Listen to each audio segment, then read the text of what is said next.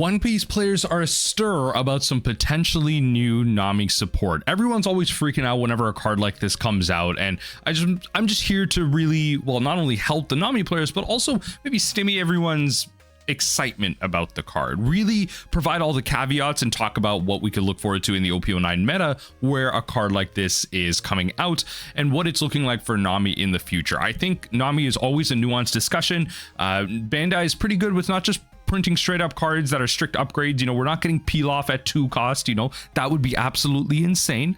But you know, we're getting some type of support. Initially when the card came out, I didn't think that it would be, but you know, I think after some back and forth discussions, I think it has a place depending on where OP09 lands. So let's hop right into the video. If you like what you're hearing so far, leave a like on the video, comment down below what you think of your first impressions of the card, and maybe edit it later after the video and let me know if I've changed your opinion or maybe bolstered it.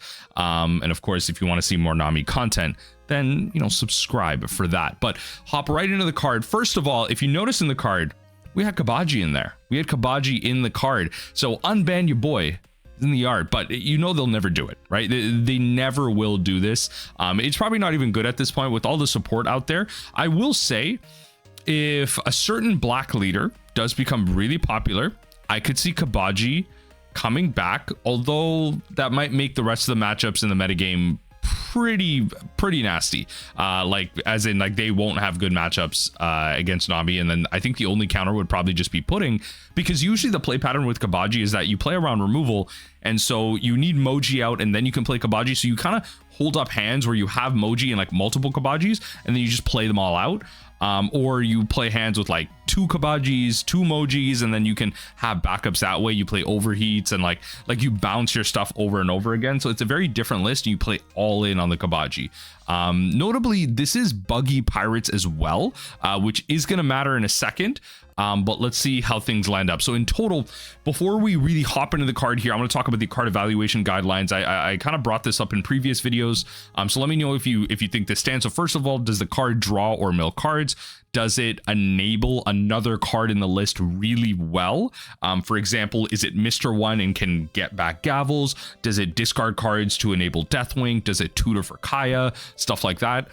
Does it buff your leader's characters defensively? So is this a proactive effect that's removal, or is it a buff effect for defense on Nami? And then if it's a character, which is not in this case, does it have a counter? And then can it recur or bounce characters or events? So is it an event that can get other events? Is it a character like Mr. 1 that can get you back events? And then is it searchable with something, especially like the Kuja Pirates package right now? Is it searchable by Gloriosa? It's searchable by Buggy, whatever it might be. So these are the guidelines that we're kind of going into the evaluation. So Murder at the Steam Bath, OP09 59, uncommon. So again, for all you Nami players out there, uncommon means yes, it's going to be relatively affordable. Thankfully, all of the staples and playables that we've been getting out of most of these decks, except for maybe something like Gravity Blade, has been relatively like really budget. Nami is thankfully not a high cost deck. So first of all, it's type Buggy Pirates. It has a counter for 2 costs that says give up to one of your leaders or characters. So it's not Gavel, where Gavel is specifically about leaders. It doesn't protect characters. Plus 3k power for this battle. So it's not for turn like White Snake is. Then trash up to 2 cards from your hand. So notice how the trash cards is not a part of the cost. It's an additional element as part of the buff. Then trash the same number of cards on the top of your deck. So essentially, you can trash up to 2 cards. You could trash 0, in which case you mill 0. If you trash 1 card, you mill 1. If you mill 2 cards, so up to 2, you mill 2 cards. So very similar in that aspect to the Gavel, but you have flexibility. So this is you know, already I hope your gears are turning in terms of, you know, picking the number of cards that have to be discarded from hand, whereas Gavel, you have to lose 1 from hand. This is good by itself as a quote unquote top deck in that sense. So next up, the trigger is just draw cards. So a little unfortunate. I was hoping for a little bit more. Not that I needed it to draw 2 cards, but also it doesn't represent any part of its counter ability in its trigger. It's just going to draw cards. So at a baseline for 2 as a counter, kind of better than Perfume Femur, although I will say Perfume Femur is obviously much better in 7 Warlords build, but also it's searchable by Gloriosa. So being able to pull it out of your deck and then pitch it later to an Apis is really powerful. So this is Murder at the Steam Bath. We got we have the Kabaji in the art. So let's break this down. top to bottom here. So first of all, let's kind of go through our card evaluation guidelines here again. And does it mill draw cards? Yes, it can mill 0, it can mill 2. Good there. Does it hyper enable another good card? Yes. In my opinion, this hyper enables Deathwing. And again, I will say a lot of these conversations, a lot of these opinions I have are recently after some back and forth with some folks in the Nami Discord. So if you wanted to join that Nami Discord, the link is going to be down below. Join there for a great discussion. It's not the official One Piece TCG discussion, which I don't like because it's just one channel that's going on over and over again. I highly recommend all of y'all that are part of this video join the Nami Discord and kind of grow the community that way. Does it buff your leader or character defensively? Yes. Bit of an asterisk for there. We'll talk about that. If it's a character, does it have a counter? It's not a character. Can it recur bounce characters? No, it's not overheat. And is it searchable? Currently, no, unless there's a translation error. It's not even cross skill type. It's not Impel Down, not Amazon Lily, not Seven Warlords, not Navy. So unfortunately, not searchable at this current moment. So combat value and defense. So let's go look at the first half of the card. Give up to one of your leader or characters plus 3k power for this battle, then trash up to 2 cards from your hand. So it's not a 3k, it's a 3k boost, not a 4k boost. It's very important because a classic way to beat Nami is just swinging for 4k. So you're obviously not going to be able to counter out of those attacks. Traditionally now with 9k swings, what you're able to do is play out a White Snake, then you can play out a 9k boost, and then you're at 10k. Unfortunately, with the White Snake, and then with this 3k boost, you're only going to be able to counter out of 8k attacks, and 8k attacks are more so desperate. Happens really early, especially against Yamato, maybe even something like Katakuri that wants to swing early. Like Katakuri gets that free boost wherein on their 3 Dawn turn they can attach 3 Dawn, and then they get that extra 1k boost so they can artificially swing for 9. So stuff like that, like you can't even get around. So something to note there. And then you have lower cards in hand, which is why I included the Deathwink at the bottom here, because I think this is the card that it's going to hyper enable here. It's one that I didn't really think about, but it's kind of like an Apis in combat, if you think about it. If you have a lot of dead cards in hand, cards that you don't want to use, cards that you're not even able to get rid of based on the amount of Dawn you have, this is a great way to mill 2 cards, get rid of 2 cards, and then enable a Deathwink later on. So if you have 5 Dawn and 4 cards in hand, then you're going to be able to go, you know, counter on this, mill 2 cards, then Deathwink maybe on the next combat, draw 2 cards. So that's kind of 5 Dawn, go through 4 cards, mill 2, draw 2. Not bad, right? And then counter out a total of, if you were to go this on one combat, this would be 3k plus 6 to counter out a total of 9. So 5 Dawn, 9k, mill 2, draw 2. Not the worst, not bad, but it's the type of synergy that you're looking for. So I feel like if we are going to be playing this as Nami players, it's probably going to be a playset of Deathwing coming back, because you really need a card like this to have value, especially, again, just not being able to counter 4k is a big downside, especially in terms of the way that folks generally counter out of Nami these days. And so, you know, enabling something like Deathwink is going to be really important. I think a lot of folks have their apprehension about bringing back Deathwink, but I think there's going to be good reason to, and especially with Kuja Pirates potentially being unplayable in OP09, and I'm going to go over that in a second as well, after some conversation. So mill and drawing, so going over the second half of the card, then trash up to 2 cards from your hand, then trash the same number of cards on the top of your deck. So as I was saying earlier, this is a great way to get rid of dead cards in your hand, cards that you may not want to play, don't have the Dawn to play, and you just want to get empty-handed. Then trash the same number of cards from the top of your deck, so you're milling up to 2 cards, and then trigger is draw a card. So that's a good backup if it's in your life. You know, Nami is the type of deck where you want as many triggers as possible, and especially the way the deck plays these days, chances are you are seeing 4 to 5 triggers, or you are seeing all 4 to 5 of your life at any given moment in a game, right? So you are probably having to take all 5 hits, 4 hits, just to be able to even think about winning the game, going for the win. So these triggers like this are going to be really important. So the flexibility is key here. Again, it's kind of like a soft Apis, where you are able to get up to 2 cards out of your hand in the middle of combat. And unfortunately, it is a counter. It's not something you can do on main, but that flexibility is going to be key, being able to get rid of those cards. Because it doesn't force you to. It's not part of the cost. It's an additional piece on top of it. The trigger draw is nothing else, which again, as I mentioned, I'm not too much of a fan of, but I understand they need to balance the card. I'm not saying that this should draw 2. I think a draw 2 trigger, another draw 2 trigger for Nami might be too powerful.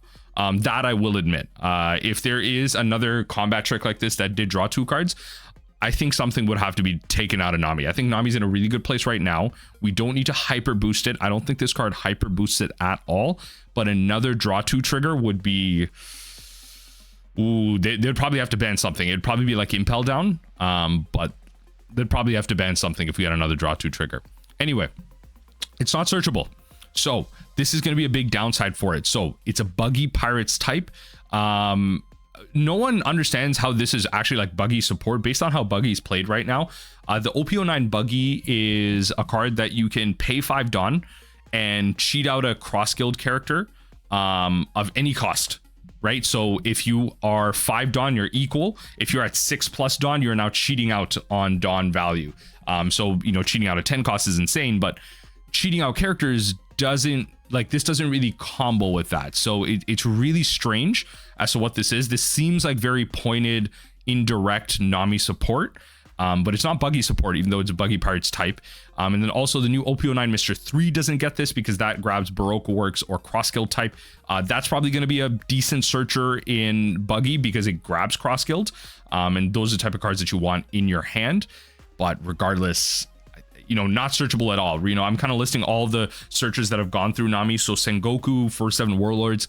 Tashigi was a meme one that I think folks like to revisit every so often because it's Navy type. Navy allows you to grab things like White Snake. It allows you to grab, Gravity Blade. And there's maybe like 1 or 2 other options. And then Navy also grabs Tashigi.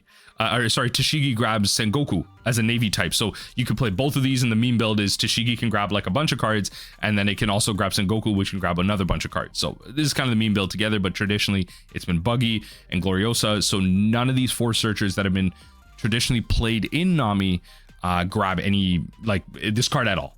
Nor does it grab any other buggy Pirates type, again, unless this is a translation error, which I don't think it is, because even Kabaji is a buggy Pirates type card.